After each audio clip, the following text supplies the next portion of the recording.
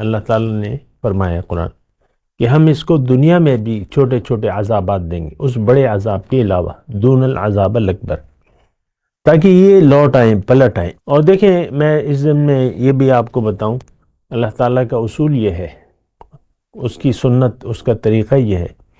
اللہ تعالیٰ نے قرآن میں فرمایا، سورہ نساء ہی کی یہ آیت، ما یفعل اللہ بعذابکم ان شکرتم وآمنتم وکان اللہ شاکرا علیما۔ اس آیت کا مفہوم یہ بنتا ہے، اللہ تعالیٰ یہ فرما رہا ہے اگر تم ایمان لے آؤ اور شکریہ کی روش اختیار کر لو تو میں تمہیں عذاب نہیں دوں گا۔ ما یفعل، کیا ہوا مجھے کہ میں عذاب دوں؟ اگر تم شکریہ کی روش اختیار کر لو، وہی روش کی بات آ گئی، اور ایمان لے آؤ، یقین سے زندگی گزارو، صحیح یقین، تو میں تمہیں عذاب نہیں دوں گا۔